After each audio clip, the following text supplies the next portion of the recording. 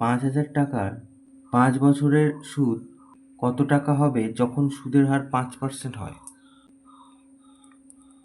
তাহলে এইখানে আমাদের আসল হচ্ছে, যেটাকে আমরা পি ধরি, এটা হচ্ছে 5,000 টাকা,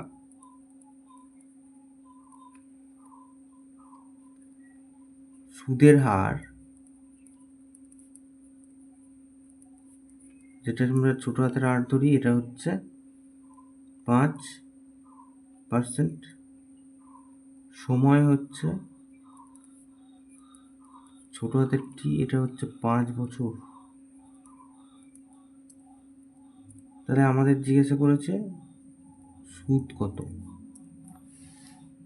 এটাকে আমরা বড় হাতের আই ধরি, এটা সমান সমান কত জানি না। তাহলে এখানে আমরা কি করব, সূত্র লিখব, আমরা জানি যে এই যে আই সমান সমান পি আর টি বাই 100।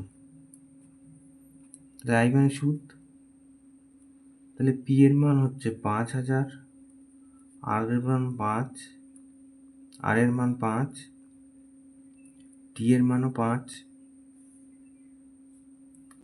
আর নিচে 100। তাহলে দুটো শূন্য কাটা।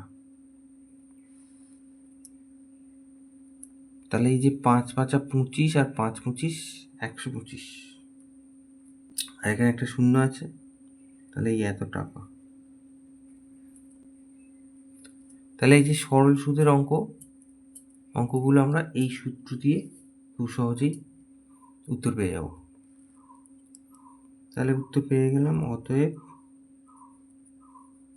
মোট সুদের পরিমাণ